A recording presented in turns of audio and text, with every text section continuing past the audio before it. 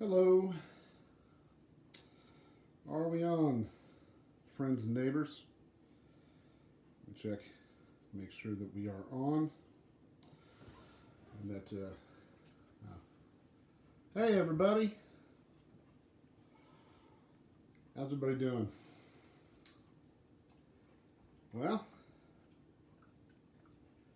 we made it. If you saw my office hours from 2 weeks ago, I shared a message that I saw what had happened at the United States Capitol, and that I was assured that we were going to be okay. That everything was going to work out. Everything was going to work out just fine. That democracy in America was strong, and that we had the United States Constitution, and that it was going to work out. Everything was going to work out. And holy cow, here we are a day after the inauguration. We have a new administration, and things are moving along. So, told you so. So, if you're interested, go back 2 weeks and see my prediction. We won. Democracy wins. It's an experiment. It's different here than it is in other countries. And you folks from other countries who are watching, it worked. It's gonna work. We are a young country. Please excuse us. We look really foolish sometimes, and we will continue to have growing pains. And we'll talk a little bit about those here in a second. First news: I've got a new book. Folks see me reading from my little book. I'm one of those guys. I've gotten to an age where I am forgetful, so I have to write things down in a little book. And my last, unfortunately, when I left to go do some errands last week, my dog, one of my dogs, took exception to my leaving the house and chewed my book to bits, which was unfortunate because it had a lot of important stuff in it. So I got me a new book, and it has this pretty sticker right here. This is a little sticker of Wisnicki, Polish paper cutting, and this is from Meg Sorensen, and she does beautiful work. She also did my my logo, my new logo, which I'll share with you sometime. And so this is my new book, and I'm going to read out of my new book. So something about the fact that democracy won. There's this conspiracy. There's this amazing conspiracy theory called QAnon, and these people were sure that it's an amazing conspiracy, which is essentially this. It's a new modern riff on the anti-Semitic blood libel. And you may look it up. I'm not going to get into it, and especially folks who are watching this from outside the United States. It's a wackadoo belief, and a lot of people, a lot of middle-aged, middle-class white folks have signed up for this bizarre, outlandish conspiracy, and they were banking on the fact that there was going to be this thing called the storm, and that's why they felt so confident that their leader, who was our outgoing president, was going to lead them, because he said he was going to lead them into the Capitol to take back the Capitol, round up all of the socialist and evil Democrats, and kill them, murder them. They had come to do that, and they thought for sure that they had that was going to be okay, because this was the storm. That's what they called it, and that's why they videotaped themselves doing it. They were absolutely sure. The same way, as I explained to someone the other day, the same way that the Nazis um, documented the Holocaust, the same way that they documented uh, the gas chambers, and were really quite proud of their work because they thought for sure they were doing everybody a favor by solving the Jewish question. The QAnon people thought for certain that January 6th was this day that that the storm would be unleashed, and that they thought for sure they were going to document all this because this was this proud moment for themselves. And woohoo! Guess what? Not so much. Now, because all of these people had been pushed off of mainstream social media, they all got on this thing called Parler, which is like it's like Twitter, only for people who hold terrible, terrible beliefs, so they can talk to each other. And what they did was, as they were storming the Capitol and doing all of these crimes, they documented this and they uploaded their exploits up to this thing called Parler. And now, if you do some research about Parler, you will come to find out that it's probably a Russian psyop. It's probably an operation by the FSB. If you do some research, if you do the same kind of research that the QAnon people do, if you go as deep down the rabbit hole as they go, you can put two and two together and note that QAnon is probably a foreign psyop operation, and it's worked. It's worked supremely well, and you know, and these people fell for it, and they documented it, and they put it up all on Parler. But then when Amazon decided that they weren't going to host Parler anymore, some really, really smart people went and figured out that the people who put up Parler used they used the demo versions of the software to put Parler up. It's insane. It's completely nuts. You can't make this up. So really smart coders and hackers hacked Parler, and they pulled down everything. So before Parler disappeared, some hackers pulled down over 1 million videos. Over 1 million videos of these people documenting themselves committing federal crimes.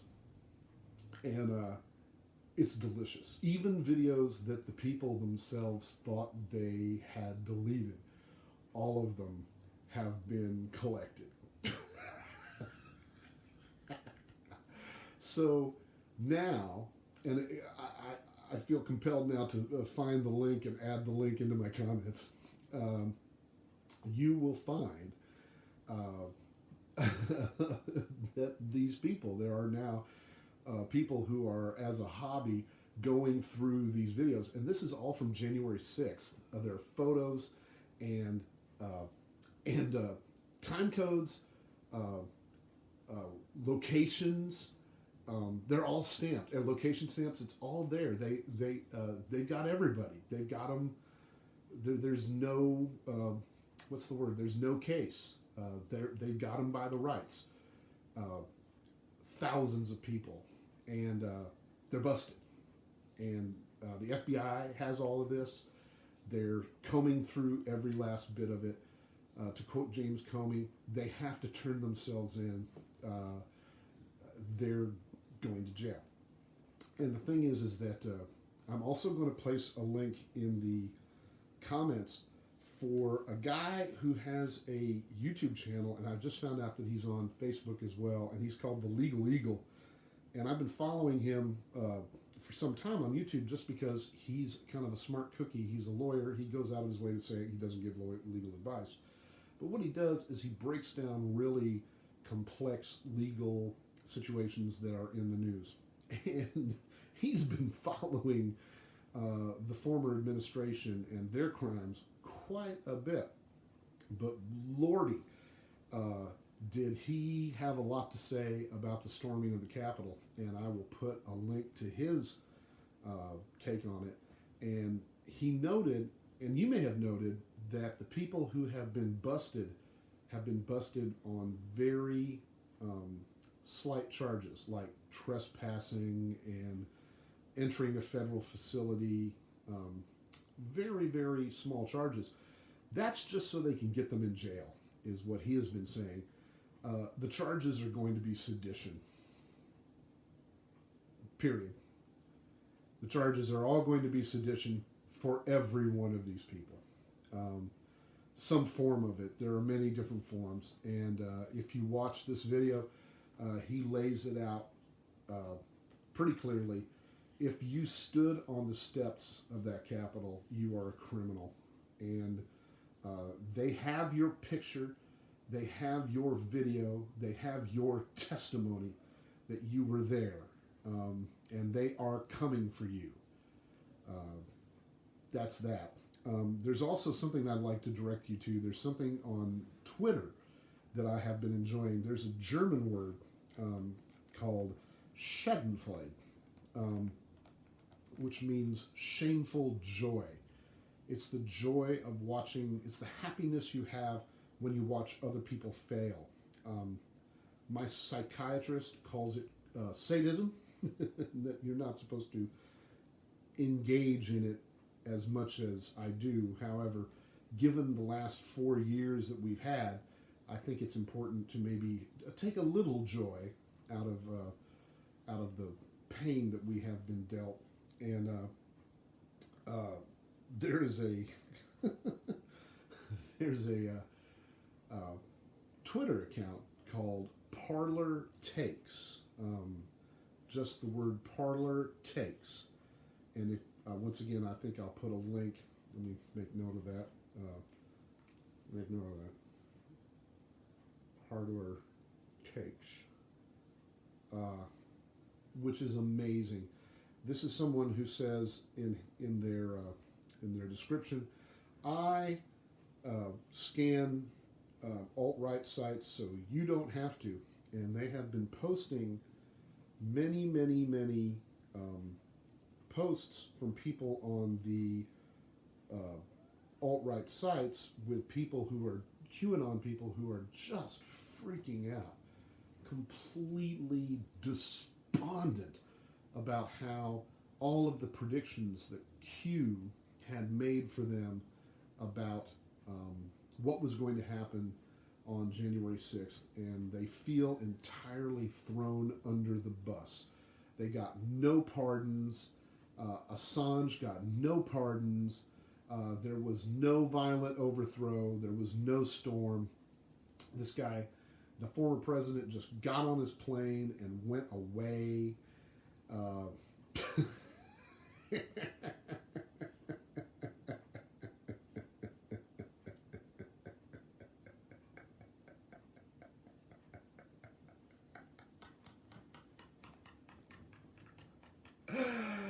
Oh, sorry.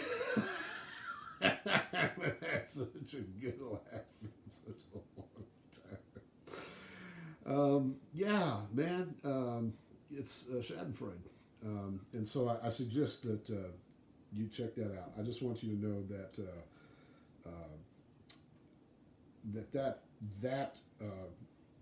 that happened. There's still, however, seditionists in the government right now, and those people are in serious trouble as well. The FBI has gotten involved, and there are representatives, in fact, probably representatives from my own state, who have participated in sedition, and not since the Civil War. You are going to see criminal charges brought up against representatives of the United States House of Representatives. It's going to be ugly, and it's going to come pretty quick too. So that's something to look forward to. Once again, to my international viewers, this is another example of our democracy, that no one person is above the law, that we are a nation of law, not a nation of necessarily people or personalities, and that eventually democracy, our beloved experiment, will win out. That we have been once again tested and tried, and will, as once again, come through and be an example. I hope once again the United States and its democracy will be an example. That's my hope. Another thing that I noticed that occurred, somebody pointed out when uh, the inauguration went down, was someone pointed out that the average age of Congress, the average age of our congressional members is 68. 68 years old. The average age of America is 38. So when we talk about the House of Representatives, really who is being represented? That's really the bottom line. Because as I noted in the uh, the meme that I posted, uh, things like Medicaid for all is something that it's very, the vast majority of this new generation that is going to control the political landscape now and moving forward is just a given. It's just a bottom line given that, like any other modern democracy on the face of the earth, um, good health and access to health care is a right. It is a human right. Um, the the same way that food insecurity is unacceptable. It is not acceptable in a modern democracy. This is not just my idea as a 54-year-old man. This is uh, this is mainstream thought. The average age of this country is 38 years old. These are mainstream thoughts. They're not. They were at one time for people my age, possibly, or and older. This was considered radical, but it's not. It's we have progressed. The idea of democracy and the idea of the human condition is to progress. And as it's been explained to me by a conservative friend of mine, and this makes sense to me. This when he explained his definition of what a conservative is, was really fascinating to me. And he said, "Mark, you are a progressive." And he goes, "I need you. As a conservative, I require people to be progressive so that they move forward." And he goes, "As a conservative, my job is just to pull the brakes. It doesn't mean we're not moving forward. It just means I'm just pulling the brakes a little and considering what we're doing." It doesn't mean stop. A conservative doesn't mean stop. A conservative means let's talk about those. Of course, this was a lifelong Republican who voted for Biden, who had a Republicans for Biden, um, poster out in his yard in a small town in Texas. Uh, but I'd never heard that uh, explained to me so well, that the difference between a progressive and a conservative, that they actually in America at least, in the American experiment, that they required each other um, so thoroughly. And I think that in the world as I get older, and I hope that other people understand that there's that level of balance. I guess the only other thing, because nobody's asking questions, they probably just wanted to hear me rattle on about the fact that democracy in our country won, and hate and it's and the conspiracies are appearing to wind down.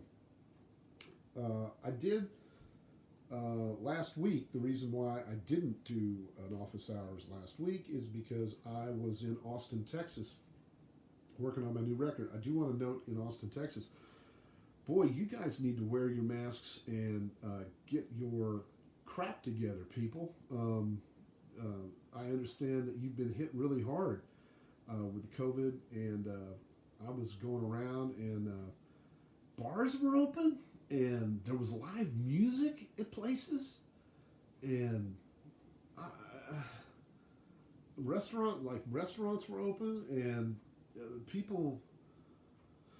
It was like Kenner. That's a New Orleans joke, by the way. People, it was like Metairie. People were not pretty much taking it seriously, and my understanding was the ICUs were full. So I basically self quarantined and stayed in the studio that I was staying at. And but the good news is that I wrapped up my record pretty much. I finally got around to finishing up my record. I'm self-funding this record, and I've had no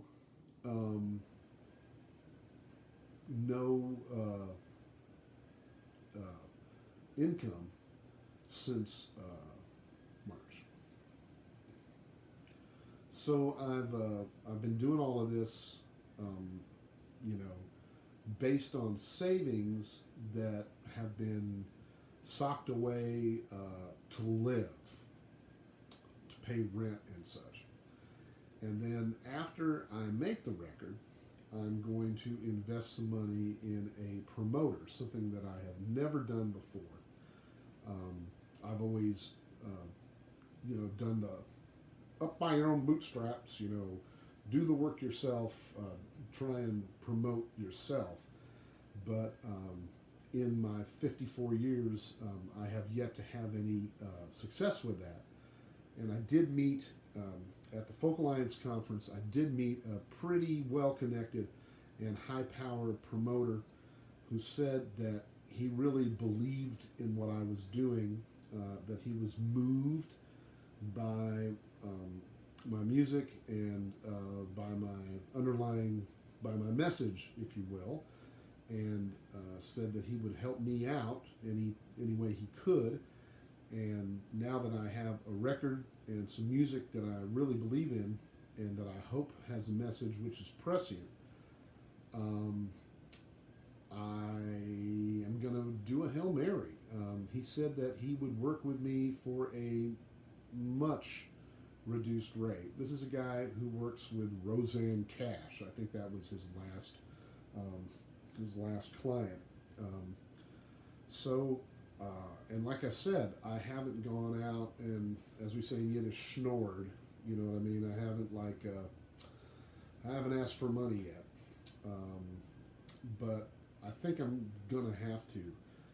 In this case, the amount of money that he needs, he normally gets in the $9,000 to $12,000 range to promote a record. But he says he'll give me that level of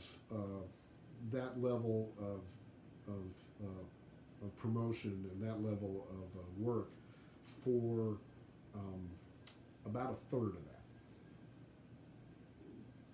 So I'm going to need to be coming up with about a third of that, and I hate to do it, but I'm probably going to crowdfund that coming up. But it's a Hail Mary pass, and I am, as he pointed out, a musician and an artist of a certain age. And this business is not entirely kind to people who look like me and who are the age of me. And so I figured this is the time to do it. This is kind of, like I said, this is a Hail Mary pass.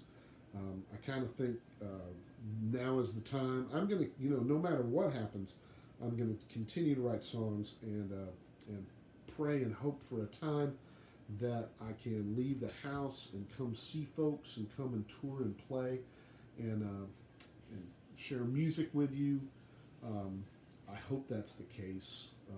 You know what I mean?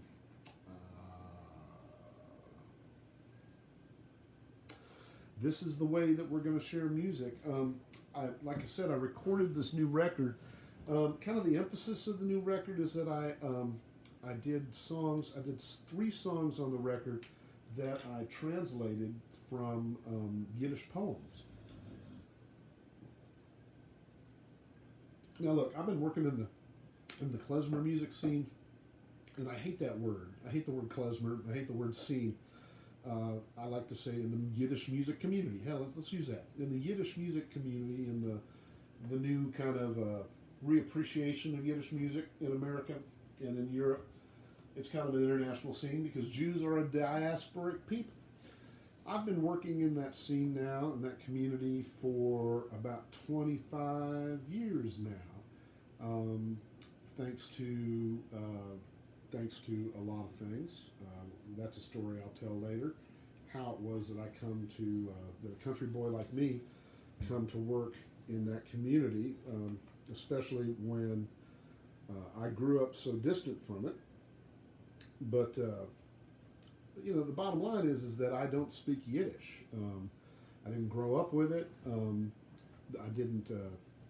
You can tell I barely speak English properly. My pronunciation is abysmal.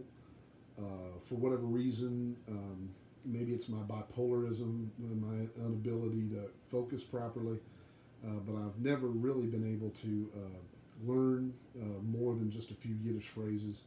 And I sing a little bit, but it takes a super amount of concentration to do it. And I don't ever wish to present myself in that world as a Yiddish vocalist, or do I wish to butcher the language. But however, as a member of that community, I still want to kind of represent. So I took 3 beautiful Yiddish poems, and then I made my own culturally and contextually lyrics. I translated them into a contextual translation that I thought would be more appropriate to my own upbringing and to the audience that I'm trying to speak to. And that audience I'm trying to speak to is English-speaking people, and people who were much more interested in hearing guitars and fiddles and banjos than they are in hearing clarinets and accordions. Though I do love the clarinet and the accordion, and I love playing the music of my heritage. But this is also the music of my heritage as well, so I'm expressing that as well. I'm going to sing you a song right here. I hope it shows up real nice and it doesn't. I haven't experimented too much with the sound here, so I'm going to try and not play the guitar too loud. And hopefully you'll hear it. This is a song by Mordecai Gewirtig, and I think it's really prescient for today. It's based on the poem called A Tag von Nakoma. See, I don't speak Yiddish. A Day of Revenge. A Day of Revenge. Da, da, da, da, da, da,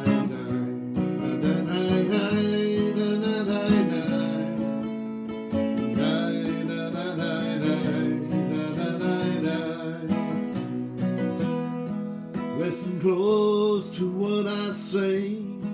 There'll be a time, there'll come a day, and though it seems so far away, I promise that we'll make them pay. There'll be revenge for the suffering and pain, revenge for those who still remain. Oh, that day will come along when we right each every wrong. There'll be revenge for the widows, orphans, it must suffice. For the millions blood since sacrificed, our prophets cry out for us to awake. For retribution, so shall we take. We'll have a revenge for the suffering and pain, revenge for those who still remain. On that day will come along When we right each every wrong, we'll have our revenge.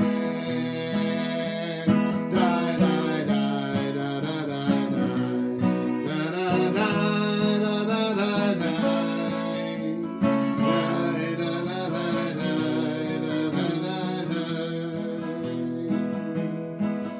mankind will turn its back on war. I can see it clear on a distant shore. It comes to us like Noah's dove, a message of kindness, peace, and love. That's our revenge for the suffering and pain. Revenge for those who still remain. On that day it'll come along when we right each every wrong. That's our revenge.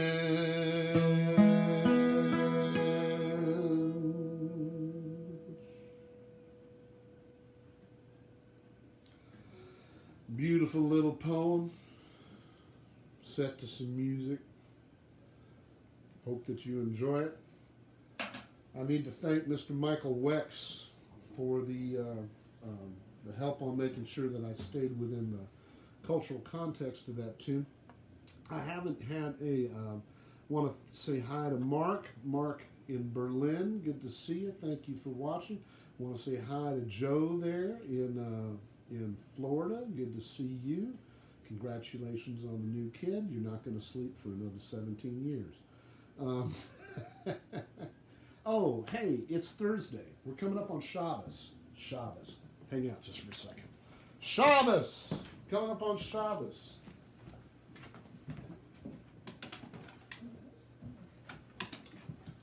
Shabbos. Shabbos, Shabbos, Shabbos. You know, something I'm trying to do is, you know, I grew up in Oklahoma, and as a kid in school, and I'm not making this up, we were forced to, I say forced, we were, we sang a lot of gospel tunes. So I sing a lot of gospel, quite a bit actually. Pretty good at it too. So a lot of Church of Christ. I sing a lot of tunes from the Church of Christ. You know, like, are you going to be a singer on that shore, or a sinner left far behind? Are you going to do as Jesus commands? Are you going to heaven sometime? That kind of stuff. But you know, there aren't a whole lot of really interesting Jewish gospel songs.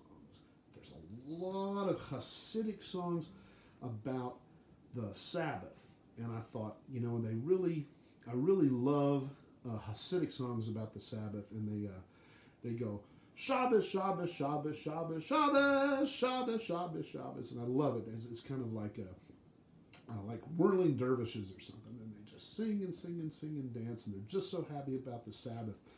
And I'm happy about the Sabbath too. So I wrote a song about the Sabbath. A good Shabbos, gonna knock off work tonight. Good Shabbos, gonna light those candles bright. Good Shabbos, gonna rest up with my friends. Study Torah till the Sabbath ends. Good Shabbos, good Shabbos, good Shabbos.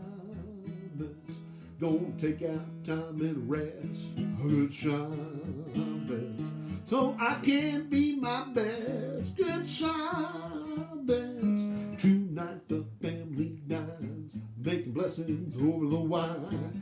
Good Shabbos, good Shabbos, good Shabbos, gonna open up the gates up wide. Good Shabbos, to welcome the Sabbath bride. Good Shabbos, gonna get on down to shul, study up on the golden rule. Good Shabbos, good Shabbos.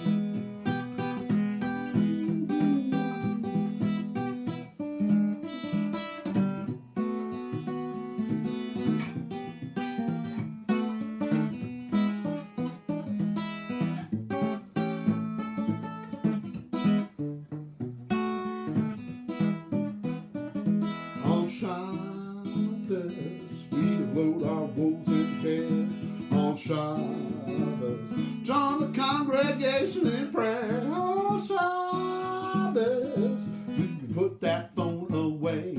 It can wait till another day. Ooh, on Shabbos, on Shabbos, on Shabbos. Good Shabbos! That's one for Friday night, ladies and gentlemen. So nobody had any questions. I'm assuming y'all had a good time. Look, man, everybody get together and let's see now. Everyone's praying for unity. Everybody's talking about unity, but unity requires taking responsibility for one's actions and making restitution for them, and then coming to one another with an open heart. With an open heart.